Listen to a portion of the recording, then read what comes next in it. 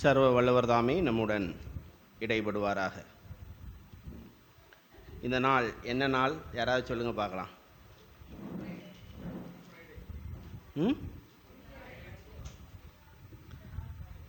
இந்த நாள் என்ன நாள்?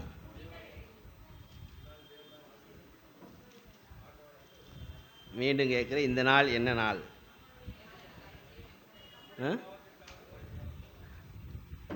ஒருத்தர் ஒரு பதில் சொல்கிறீங்க. அப்போ கெட்ட நாள்னு இருக்கா?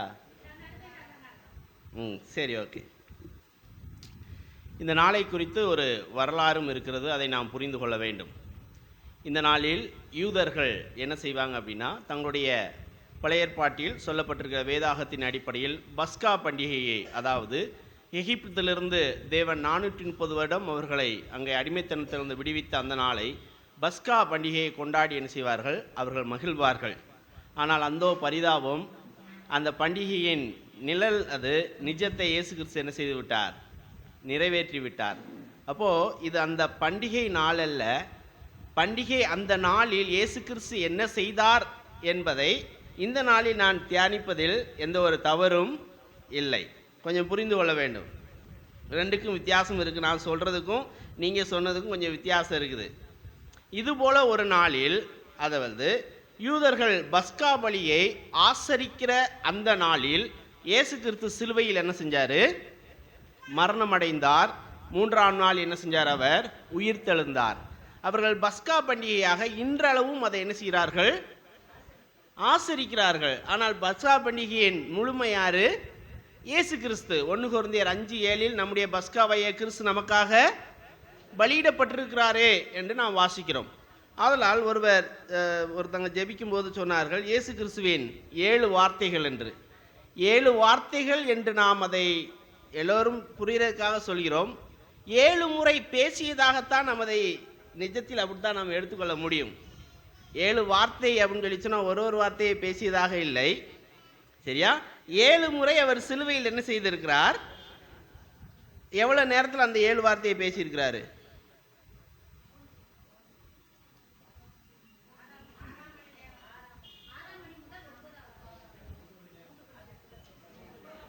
நான் வேத புஸ்தகத்தில் வாசித்து நான் உங்களுக்கு ஒன்றுனா உள்ள போகிறேன். லூக்கான சுவிசேஷம் அந்த 7 அவர் பேசின 7 இடங்களில் ஒரு இடத்தை நாம் சிந்திக்க போகிறோம். லூக்கான சுவிசேஷம் 23வது அதிகாரம் 39 43 வரை.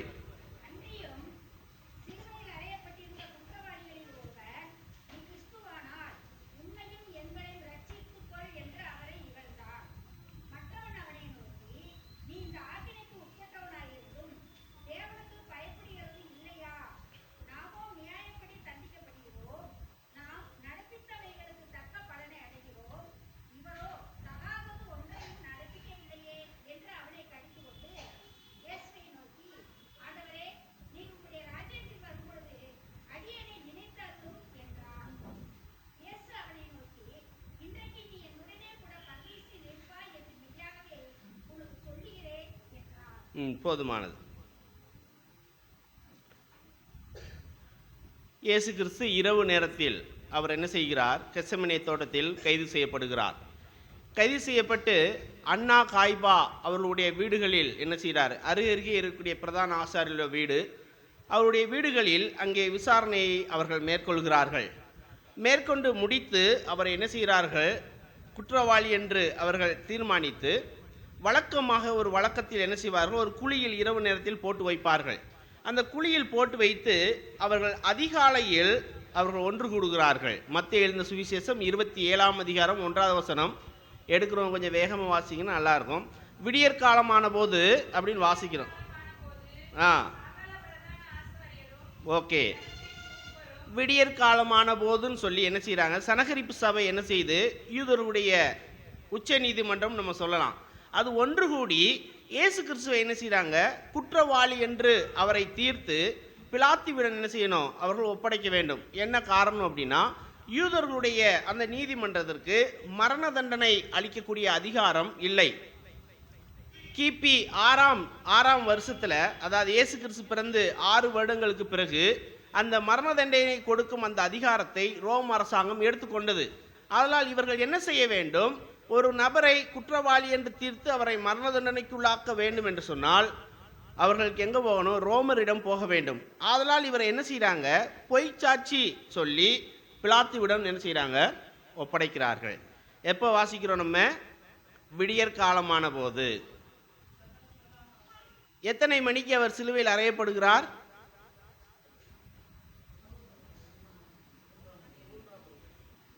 எங்க இருக்குது? மார்க் எழுதின சுவிசேஷம் 15ஆம் அதிகாரம் 45வது வசனம் வாருங்க. Mark 25 mark 15:25.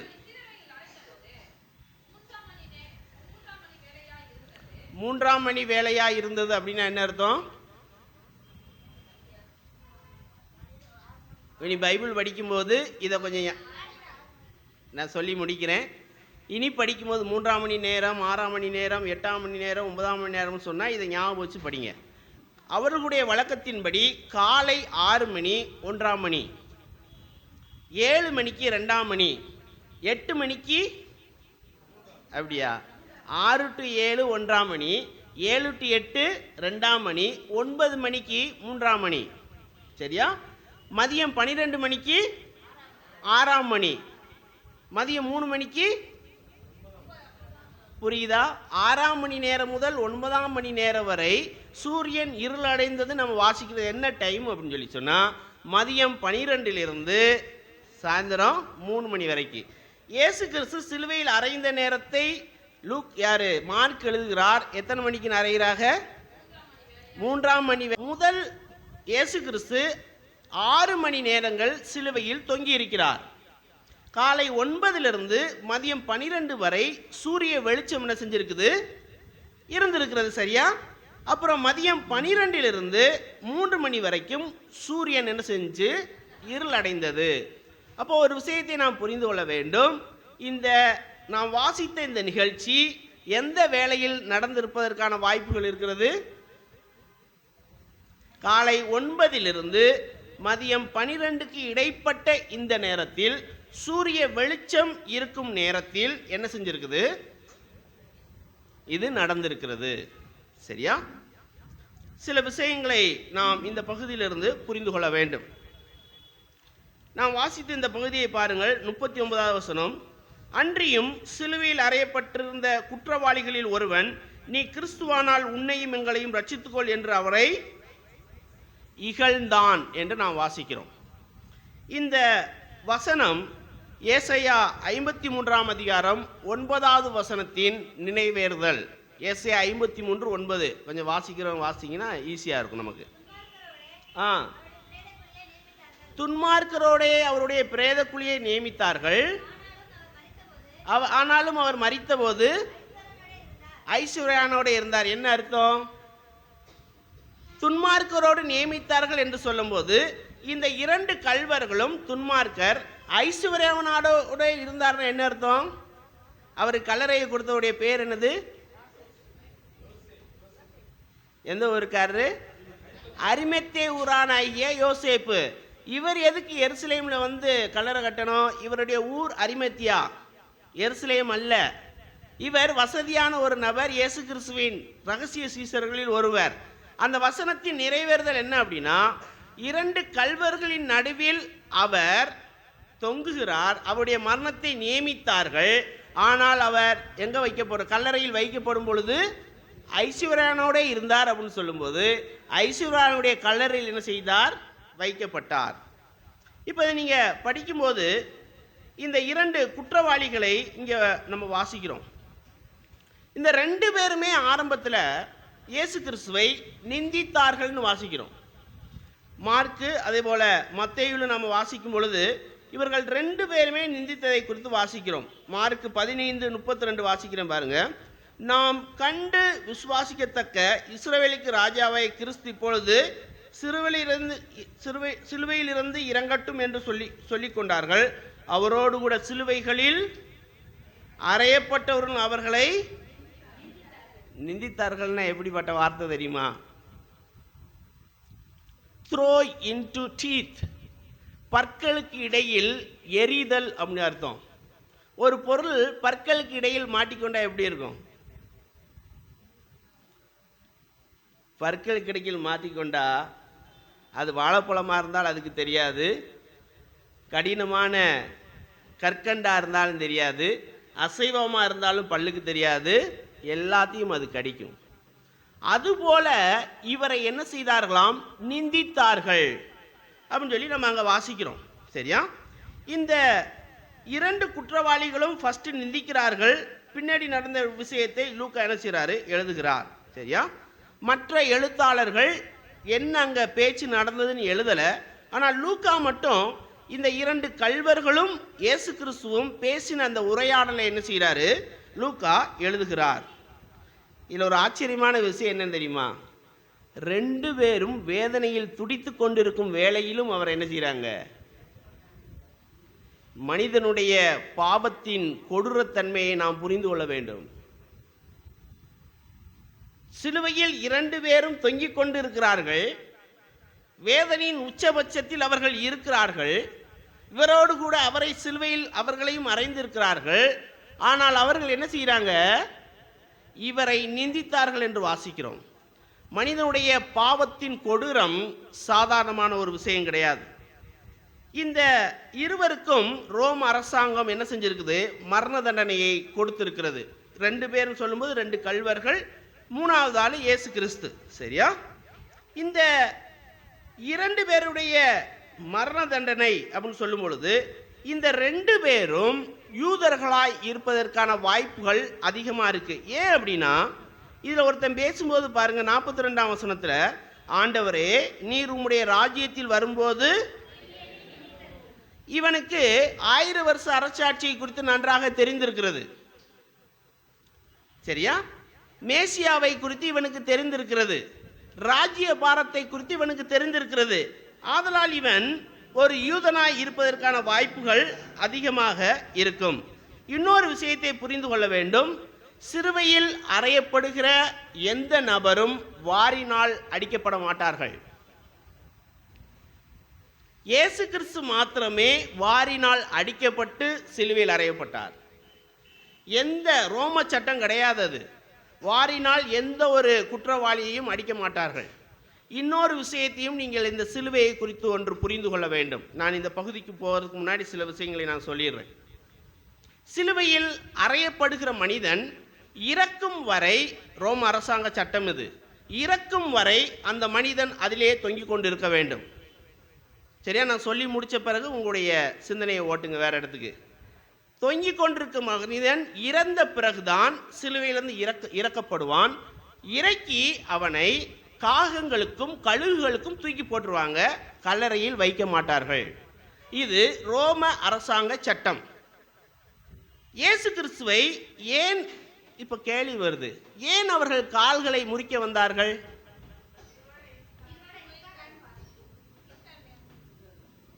கேள்வி என்ன? கேள்வியை புரிந்து கொள்ளுங்கள். ஏன் கால்களை முறிக்க வந்தார்கள்?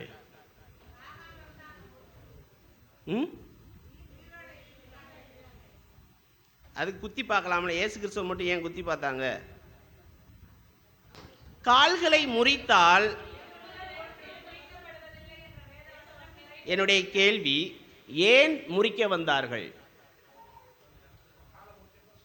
Very good. கால்களை முறித்தால் அந்த மனிதன் மூச்சு திணறி உடனே இறந்து விடுவான். இப்படி இருக்கும்போது கால்களை 2 முடிச்சுட்டா கையில் தான் தொங்கிக்கிட்டு இருக்கணும். அப்படி தொங்கிட்டு இருக்கும்போது மூச்சு என்ன செய்யாது? ரொம்ப நேரம் நிற்காது. இப்போ அடுத்த கேள்வி, ஏன் அவங்க முறிக்கணும்? யூதருடைய பஸ்கா பண்டிகை சாயந்தரம் 6 மணிக்கு அவர்கள் கொண்டாட வேண்டும்.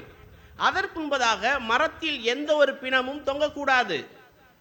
அதனால தான் இயேசு கிறிஸ்துவின் அருகில் வந்து அவருடைய கால்களை முறிக்க அவர்கள் வரும் பொழுது என்ன நடக்குது அப்படின்னா, அவர் ஏற்கனவே இறந்திருக்கிறார். அப்போ ஒரு படை வீரன் என்ன செய்யறான்? ஒரு ஈட்டியை எடுத்து,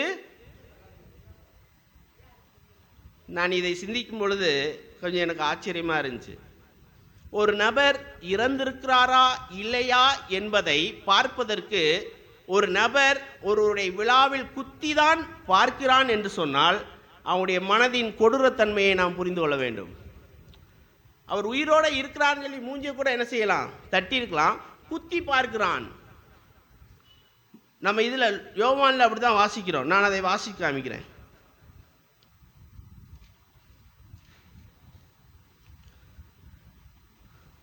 பத்தொன்பது 33 அவர்கள் இயேசுவினிடத்தில் வந்து அவர் மரித்திருக்கிறதை கண்டு அவருடைய காலெலும்புகளை முறிக்கவில்லை.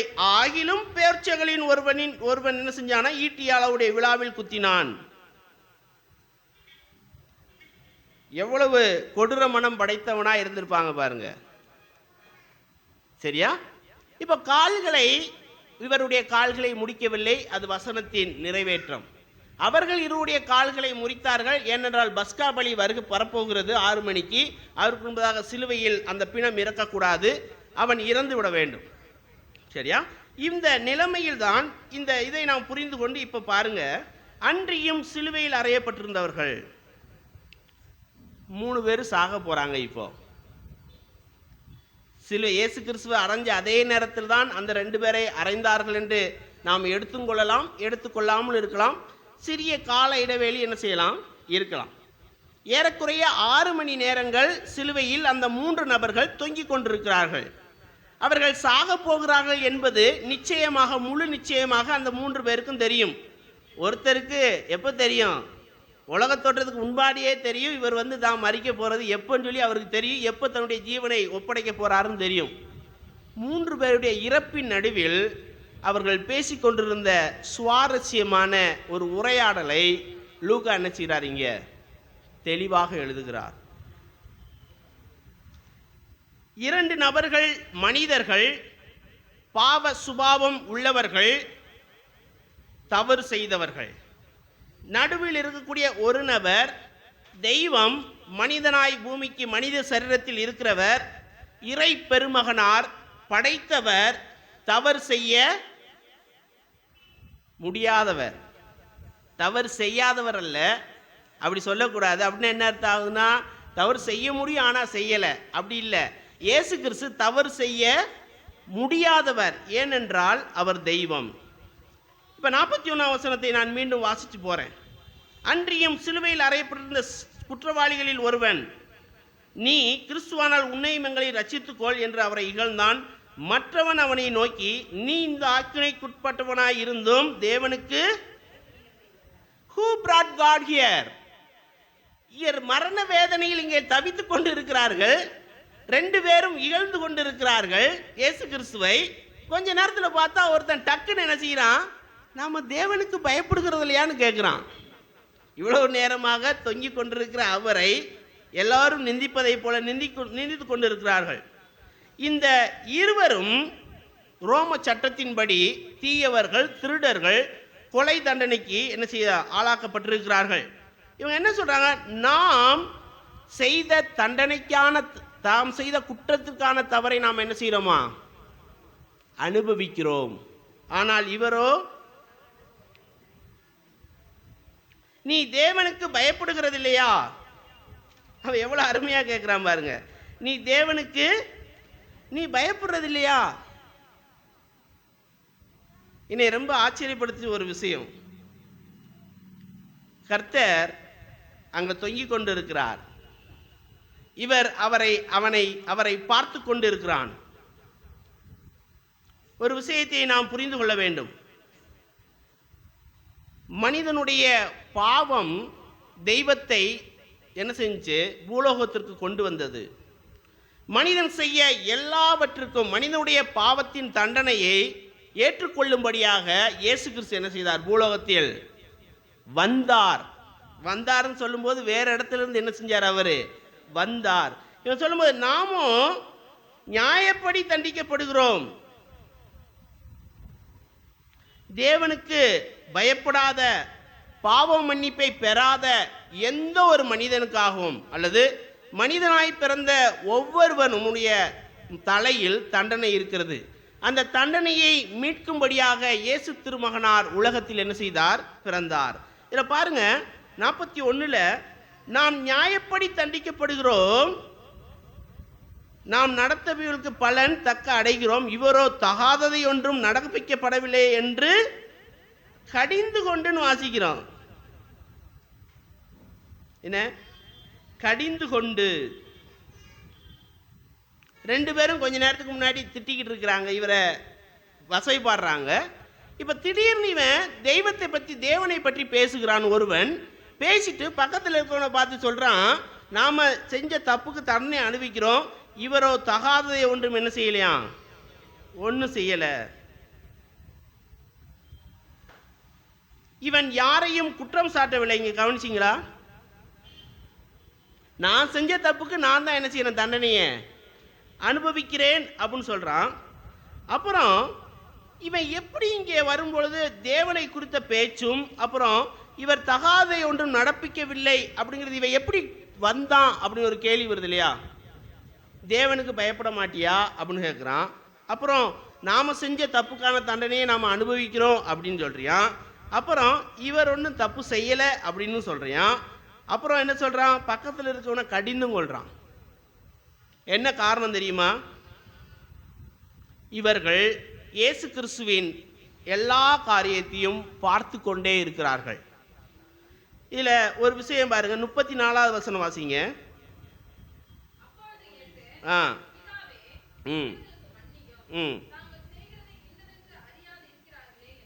போதுமானது. பிதாவே இவர்களுக்கு மன்னியும். இதை இவன் தொடர்ச்சியாக கேட்டுக்கொண்டு இருக்கிறான்.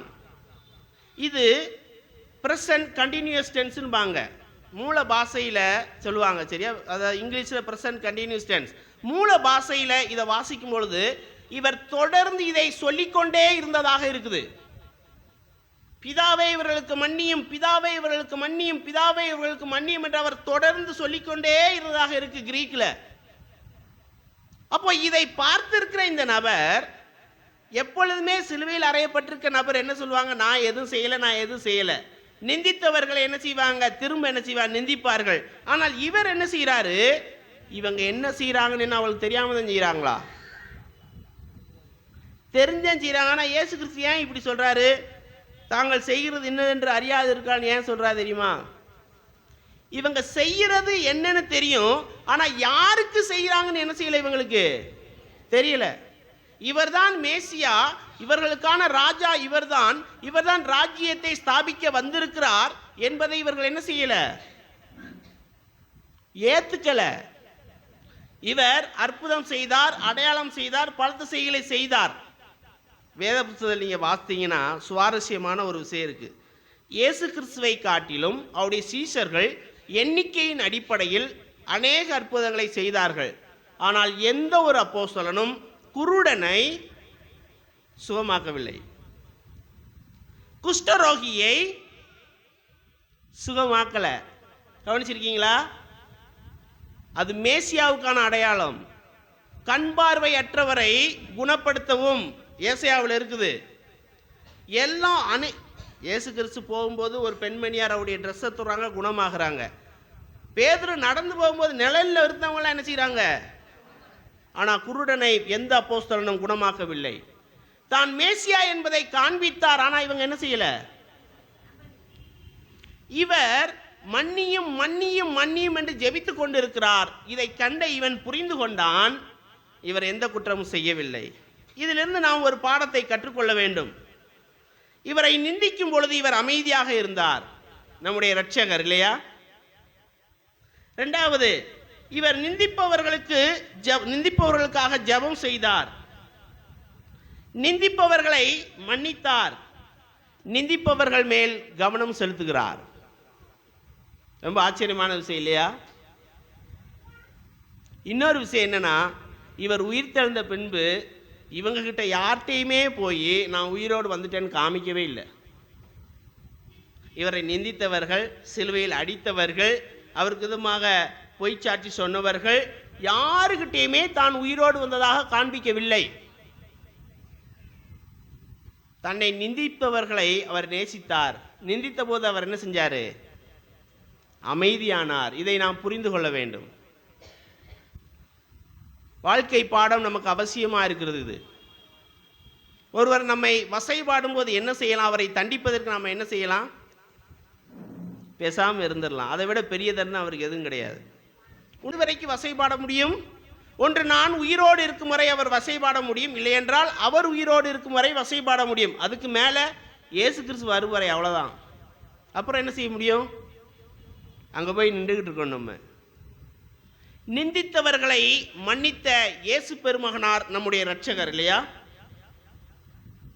நிந்திப்பவர்களை அவர் மன்னித்தார். நிந்தித்தவர்களுக்காக அவர் தொடர்ந்து ஜெபம் செய்து கொண்டிருந்தார். இதை கண்ட ஒரு மனிதனுடைய மனதில் மாற்றம் வந்தது. எவ்வளவு ஆச்சரியமான விஷயம் தெரியுமா?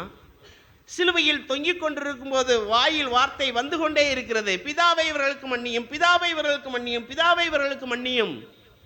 அதை கண்ட ஒரு மனிதன், நிந்தித்துக் கொண்டிருந்த ஒரு மனிதனுடைய மனதில் மாற்றம் வந்தது. நிந்திப்பவர்களை கண்டு நாம் அமைதியானால் அவருடைய மனதில் என்ன செய்யும்? மாற்றம் நிச்சயமாக வரும். முதல் விஷயம், மனிதனுடைய பாவம் கொடூரமானது. மனக்கடினம் இருக்கு பார்த்தீங்களா? மனக்கடினம் இந்த மக்களுக்கு அதுதான் இருந்துச்சு. 3 வருடமாக தன்னை காண்பித்தார், இவர்கள் ஏற்றுக்கவே இல்லை. மனக்கடினம் எவ்வளவு கொடுமையானது தெரியுமா? இயேசு கிறிஸ்து 1000 வருஷ அரசாட்சியில் அரசாட்சி செஞ்சுக்கிட்டு இருப்பார். அவரை எல்லாரும் பார்த்துக்கிட்டு தான் இருப்பாங்க. ஆனால் கடைசி சமயத்தில் சாத்தான் வருவான். அவங்களோட சிலர் சேர்ந்துக்கிட்டு இயேசு கிறிஸ்துக்கு எதிராக வருவாங்களாம். மனிதனுடைய கொடூர மனம் எப்படி இருக்கு பார்த்தீங்களா? பாவத்தின் கொடூர தன்மை அது. மனிதனுடைய பிரச்சனை பாவம். அந்த பிரச்சனைக்கு தண்டனை இருக்கிறது, அதற்கு பெயர் நரகம். 42வது வசனம் வாசிக்கலாம். இப்போ இந்த மனிதனுடைய மனதில் இப்பொழுது ஒரு மாற்றம் வந்திருக்கிறது.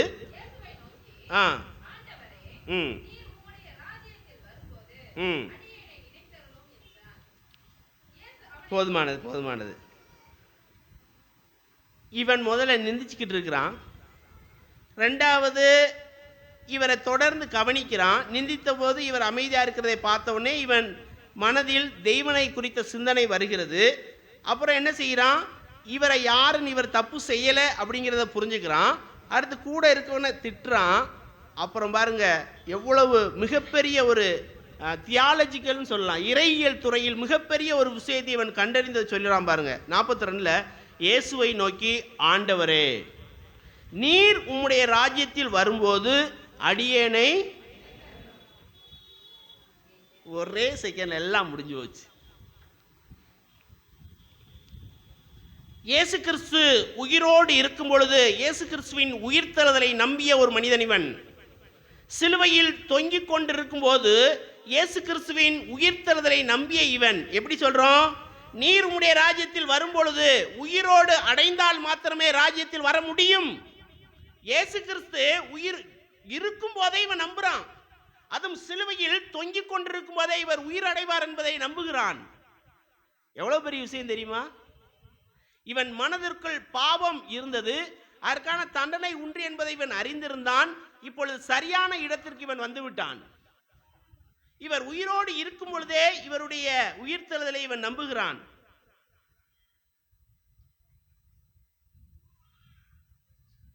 மற்றவர்கள் நிந்திக்கும் பொழுது இவர் அமைதியாக இருப்பதை அவன் கவனிக்கிறான். கொஞ்சம் கவனிங்க. 41ல் பாருங்க.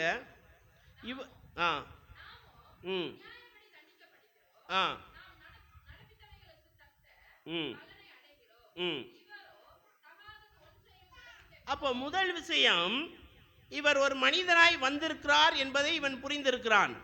அப்படி வந்த பொழுது பாவம் செய்ய முடியாதவர் என்பதை புரிந்து கொண்டான். சரியா?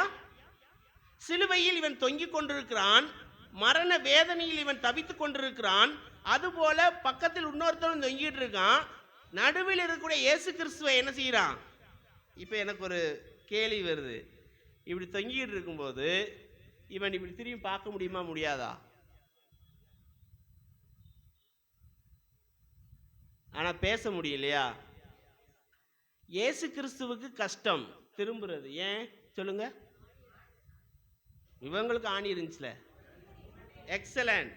தலையில் என்ன செய்யுது? முள்முடி இருக்குது. அவர் பின்னாடி சாய முடியுமா அந்த கம்புல? இவன் ஓரளவுக்கு திரும்புவதற்கான வாய்ப்பு இருக்குது. அவரை பார்த்தானா பார்க்கலையா? ஆனால் அவருடைய முகத்தை பார்த்து இருக்கிறான். ஏன்னா சிலுவையில் அறைக்கு முன்னாடி ஒன்னா தானே வர்றாங்க, அதை பார்க்க முடியும். முதல் விஷயம், இவர் மனிதனாய் வந்த தெய்வம் என்பதை அறிந்து கொண்டான். இவர் பாவம் செய்ய முடியாதவர் என்பதை புரிந்து கொண்டான். இவர் பாவம் செய்வது இல்லை என்பதை அறிந்து கொண்டான். இரண்டாவது, உம்முடைய ராஜ்யத்தில் வரும்போது அடியேனை நினைத்தருளும். இவர் அரசாள போகிறவர் என்பதை புரிந்து கொண்டான். இஸ்ரவேலுக்காக நியமிக்கப்பட்ட வாக்குத்தத்தத்தின் ராஜ்யத்தை கொண்டு வருவ ராஜாதி ராஜா என்பதை இவன் அறிந்து கொண்டான். அவர் உயிரோடு இருக்கும்போது, சிலுவையில் தொங்கிட்டு இருக்கும்போது, அதான் விஷயம். இவனும் தொங்கிக்கிட்டு இருக்கிறான்.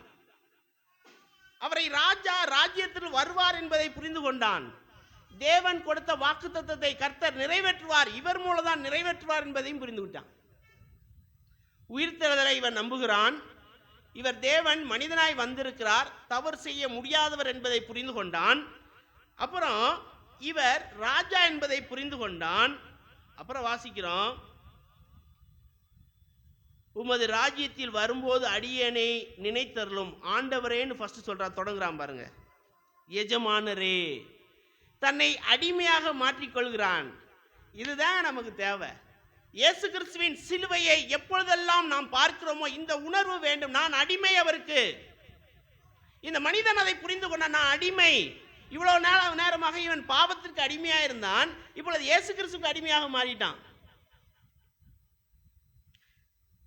உம்முடைய ராஜ்யத்தில் வரும்போது அடியேனை நினைத்தருளும்.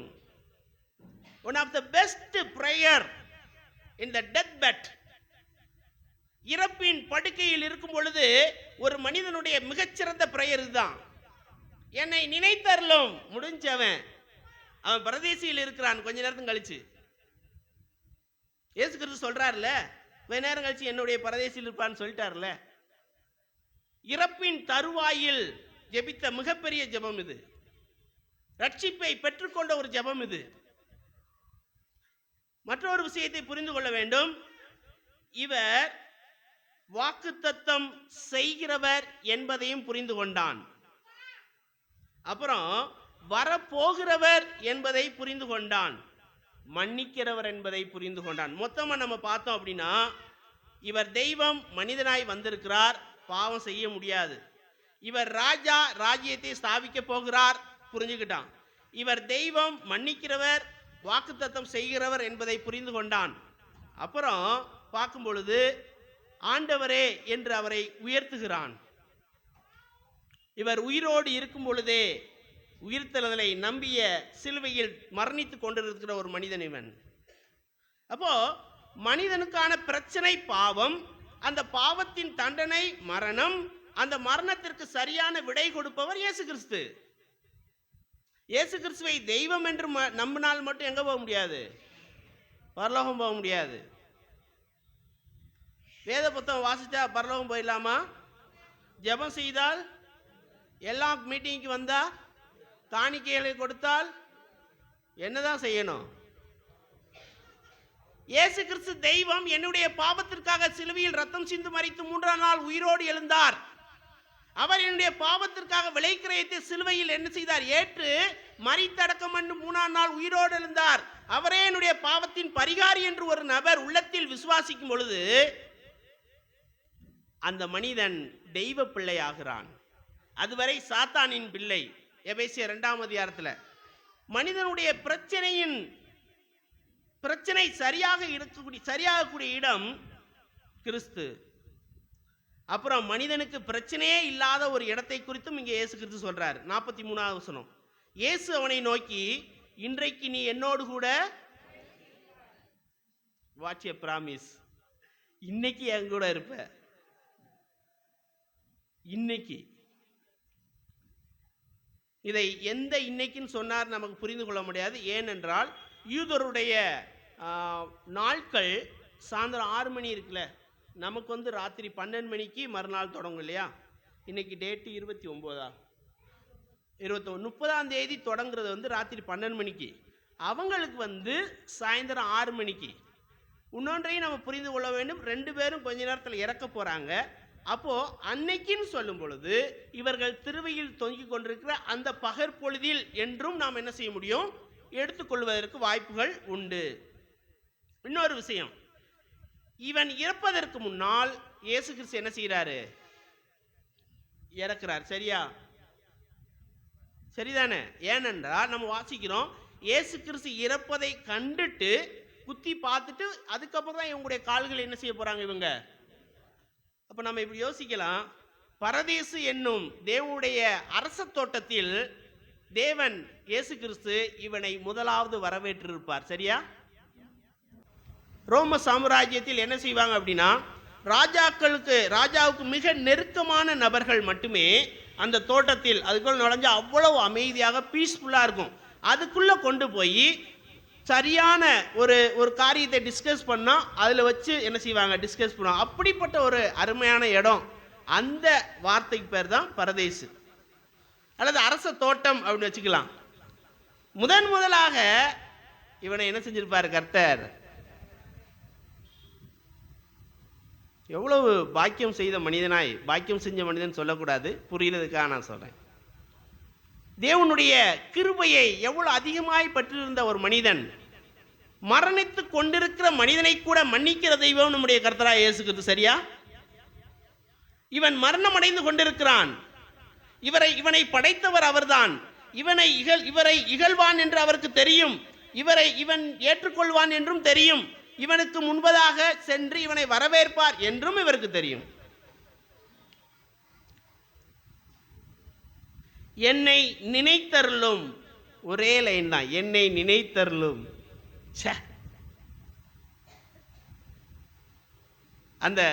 அந்த சிலுவையில் தொங்கிக்கிட்டு இருக்கும்போது நீங்கள் அதை யோசிச்சு பாருங்க. இவன் அங்கே இறக்க போகிறான். மணி நேரங்கள் மட்டுமே இருக்கிறது. தன்னுடைய சாவை நேரில் கண்டு கொண்டிருக்கிறான். ரத்தம் கைகளிலும் கால்களிலும் கொண்டு போய் கொண்டிருக்கிறது. என்னை நினைத்தருளும். எவ்வளவு ஏக்கத்தோடு, எவ்வளவு ஒரு எதிர்பார்ப்போடு, நம்பிக்கையோடு இவன் கேட்டிருக்கிறான் இல்லையா? அந்த ஏக்கத்தை பார்க்கிறவர் கர்த்தர். நான் எப்பயுமே ஒரு விஷயத்தை சொல்றது என்னுடைய வழக்கம். தேவன் மேலிருந்து கொண்டு நம்முடைய ஏக்கத்தையும் நம்முடைய ஆசைகளையும் நம்முடைய கண்ணீரையும் நம்முடைய துன்பத்தையும் பார்த்துக்கிறது கிடையாது. இயேசு கிறிஸ்து என்னை போல உங்களைப் போல கண்ணீர் வடித்தவர். கண்ணீர்னா என்னன்னு அப்படிங்கிறது அவருக்கு அனுபவபூர்வமாக தெரியும். புரியுதா நான் சொல்றது?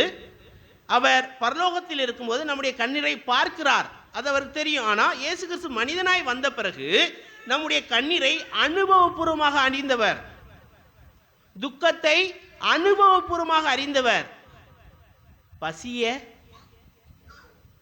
அனுபவபூர்வமாக அறிந்தவர் இல்லையா? தாய் பாசத்தை அனுபவபூர்வமாக அறிந்தவர்.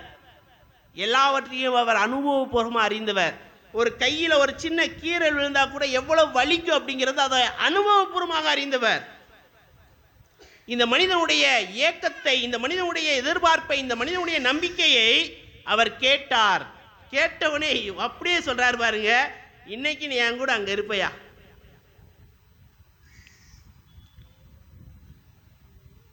இறக்கும் தருவாயிலும் ரட்சிக்கிற தெய்வம். இந்த வேளையில் இன்னொரு விஷயத்தை நாம் புரிந்து கொள்ள வேண்டும். இயேசு கிறிஸ்து தனிநபர் மீது அக்கறை கொள்கிறார். தனிநபர் மீது அக்கறை கொள்கிறார். அவர் யோவான் 4ஆம் அதிகாரத்தில் அங்க போய்கிட்டு இருக்கிறாரு. ஒரு பெண்மணியை அவர் பார்க்கிறார். பார்த்து அவளுக்காக இறங்கி அவளை என்ன செய்கிறாரு? ரட்சிக்கிறார். தான் மேசி என்பதை சொல்லி அந்த பெண்மணியார் ரட்சிக்கப்படுகிறார். ஒரு ஆளு குதிரையில வேகமா போறாரு. எப்படியாவது இந்த கிறிஸ்தவர்களை அடிச்சு துவைச்சு கொண்டு வந்து என்ன செஞ்சிடணும், பிரதான ஆசாரியர்கிட்ட போட்டுன்னு வேகமா போறார் தமஸ்குக்கு. பரலோகத்திலிருந்து அந்த மனிதனிடம் தனிப்பட்ட முறையில் பேசி அவனை ரட்சிக்கிறார். சரியா? யார் அது? அப்போஸ்தலனாகிய பவுல். இங்கே சிலுவையில் தொங்கிக் கொண்டிருக்கும் பொழுதும் ஒரு மனிதனை நேசித்தவர் என்ன செய்கிறாரு? ரட்சிக்கிறார். தனி மனிதன் ஒவ்வொருவர் மீதும் அவர் என்ன செய்கிறாரு? கவனம் செலுத்துகிறார். இந்த வாய்ப்பு இவனுக்கு, இன்னொரு பையனுக்கு, இன்னொரு ஆளுக்கு என்ன செஞ்சு கொடுக்கப்பட்டது. இவனும் பார்க்கிறான்ல. Opportunities are same to everybody. எல்லாருக்கும் ஒரே வாய்ப்பை தருகிறார். இந்த மனிதன் உபயோகப்படுத்தி கொண்டான் இல்லையா? இந்த பரலோகம் எப்படிப்பட்ட இடமா இருக்கும் சொல்லுங்க பார்ப்போம். இந்த பக்கம் சொல்கிறேன், உங்கள் கண்ணில், உங்கள் மூக்கில், காதில், கழுத்தில், காலில் கிடக்கிறதெல்லாம் என் காலுக்கு கீழே உங்கள் காலுக்கு கீழே கிடக்கும். சரியா? பரலோகத்தில் தங்கம் எப்படி இருக்கும்? என் காலுக்கு கீழே இருக்கும். நம்ம காலுக்கு கீழே இருக்கும், நம்ம அதில் நடப்போம். வைடூரியம் எப்படி இருக்கும்? காலுக்கு கீழே இருக்கும். இதுவா எங்களுக்கு இது வேணாம் அப்படி போய்கிட்டு இருப்போம். அதுதான் பரலோகம். ரொம்ப சுவாரஸ்யமான இடம். உலகத்திலேயே மிகப்பெரிய புத்திசாலிகள் யார் தெரியுமா? நாம தான். ஏனென்றால் நமக்கு பரலோகத்தை குறித்து தெரிந்திருக்கிறது, நமக்கு பரலோகத்தில் இருக்கிற ஆண்டவரை தெரிந்திருக்கிறது, அந்த பரலோகத்திலிருந்து வந்த கர்த்தரை தெரிந்திருக்கிறது, அந்த பரலோகத்திலிருந்து வந்தவர் நமக்காக மரித்தடக்கப்பட்டு 3ஆம் நாள் உயிரோடு எழும்பார் என்பதை எனக்கு தெரிந்திருக்கிறது, அவர் மீண்டும் வரப்போகிறார் என்பதை தெரிந்திருக்கிறது, அவர் யார் என்பதை அவருடன் பேசியும் நான் பழகியும் தெரிந்திருக்கிறேன்.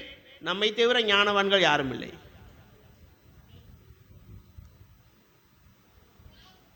மற்றவங்களுக்கு இது தெரியாதுங்க. இந்த பரதேசு, இந்த பரலோகத்திற்கு போகிறோம் நாம். இந்த மனிதனை போல பாவத்தில் நாமும் வீழ்ந்திருந்தோம்.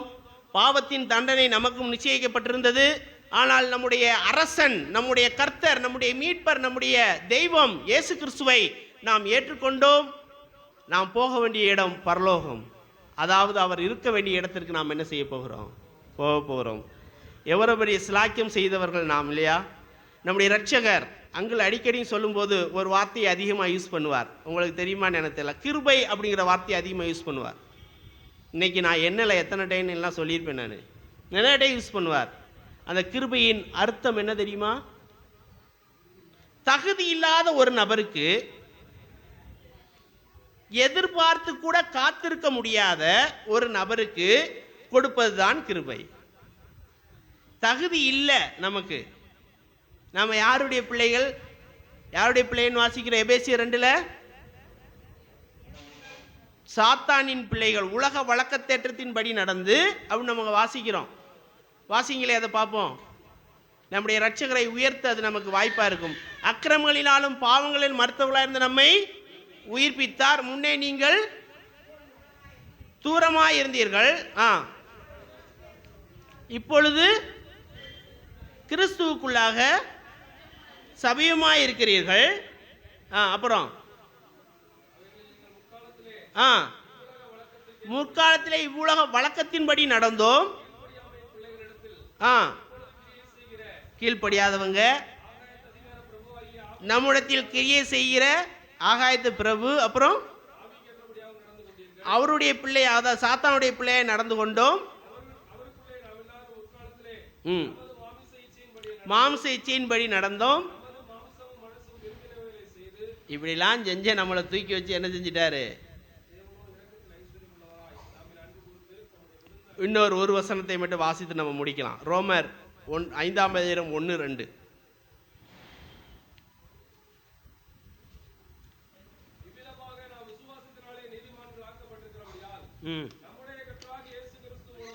நம்முடைய கர்த்தராகிய இயேசு கிறிஸ்துவின் மூலமாய் ஓகே தேவனிடத்தில் சமாதானம் பெற்றிருக்கிறோம் என்று தமிழில் இருக்கிறது. இதை கொஞ்சம் கவனிங்க. மூல பாஷையில் எப்படி இருக்கு அப்படின்னு சொல்லி சொன்னா, நமக்கும் மனிதர்களாகிய நமக்கும் பிதாவாகிய தேவனுக்கும் எந்த ஒரு சம்பந்தமும் இல்லை, நமக்கு அவரை யார் என்று தெரியாது அப்படின்னு சொல்லும் பொழுது, ஆவிக்குரிய நிலைமை நமக்கு யாருன்னு தெரியாது. நம்முடைய இரட்சகர் நம்மை அவரிடம் அறிமுகப்படுத்தினார். எப்படி இருக்கு அது அப்படின்னு சொல்லி அந்த இதில் மூல பாஷையில் எப்படி இருக்குன்னா, கிறிஸ்து நம்மை பிதாவின் இடத்தில் அறிமுகம் செய்து வைத்தார். அப்படி அறிமுகம் செய்து வைக்கிறதுக்கு தான் சிலுவையில் என்ன செஞ்சாரு? நிந்தனையை, பாடுகளை அவர் சுமந்தார். காரி உமிழும் பொழுது அவருடைய வாயில கூட பட்டிருக்கு இல்லையா? 600 போர்ச்சேவர்கள் அவரை சுற்றி இருக்கிறார்கள். மத்தேயு 27ஆம் அதிகாரத்தில் அவருடைய முகத்தில் காரி உமிழ்கிறார்கள். போர்ச்சேவர்கள் கூட்டம் முழுவதையும் வரவழைத்து நம்ம அங்கே வாசிக்கிறோம். கோகாட் 600 போர்ச்சேவர்கள், 6 நூற்றுக்கு அதிபதிகள் அங்கே இருக்கிறார்கள். எல்லாவற்றையும் ஏன் அவர் எல்லாத்தையும் சகிச்சுக்கிட்டா தெரியுமா? நம்மை சிலுவையில் ஏன் எல்லாத்தையும் ஏற்றுக்கிட்டா தெரியுமா? நம்மை பரலோகம் கொண்டு செல்லணும், நம்மை பிதாவிடம் அறிமுகப்படுத்த வேண்டும். அப்படி அறிமுகம் கிடைத்ததினால் நம்ம பரலோக பிரஜையாக இங்கே என்ன செய்கிறோம்? வாழுகிறோம். இந்த கள்ளன் ஒரு பாவியாய் இருந்தான். பாவத்தின் தண்டனை நரகத்துக்குட்பட்டவனாயிருந்தான். ஆனால் இவன் அவனுடைய பிரச்சனை சரியாக ஆகக்கூடிய இடமாய கிறிஸ்துவிடம் அவன் வந்தான். இப்பொழுது அவன் பிரச்சனை இல்லாத இடத்தில் அவன் என்ன செஞ்சிட்டான்? சென்று விட்டான். இங்கே யார் இயேசு கிறிஸ்துவை ஏற்றுக்கொள்ளாதவர்கள் இருக்கிறீர்கள் என்று எனக்கு தெரியாது. ஒருவேளை ஏற்றுக்கொண்டதாக நினைத்து கொண்டு ஏற்றுக்கொள்ளாமலும் இருக்கலாம். கிறிஸ்து உங்களுக்காக செய்ததை சற்று நேரம் நினையுங்கள். எல்லா சூழ்நிலைகளிலும் அவர் மன்னிக்கிறவர். தன்னை நிந்திக்கிறவர்களை அவர் மன்னிக்கிறவர். உங்கள் ஒவ்வொருவர் மீதும் அவர் கவனம் செலுத்துகிறவர். உங்களுக்காக அவர் பரிந்து பேசுகிறவர். உங்களுக்காக அவர் சிலுவையில் மரித்து அடக்கப்பட்டு 3ஆம் நாள் உயிரோடு எழுந்தவர். அவரை நீங்கள் ஏற்றுக்கொண்டால் பரதீசு பரலோகம் என்கிறதான பிரச்சனை இல்லாத இடத்திற்கு அவர் கொண்டு சேர்க்க வரப்போகிறார். ஏனென்றால் அவர் வரப்போகிறவர். அவர் ராஜ்யத்தை ஸ்தாபிக்கப் போகிறவர். அவர் உங்களுக்காக அங்கே வீடை கட்டி கொண்டிருக்கிறார். அவரை நீங்கள் ஏற்றுக்கொண்டால் உங்களுடைய வாழ்க்கை சுபிட்சமாகும். உங்களுடைய வாழ்க்கை பரலோக பிரஜையின் வாழ்க்கையாகும். தேவனுடைய நாமம் மகிமைப்படுவதாக. ஆமென்.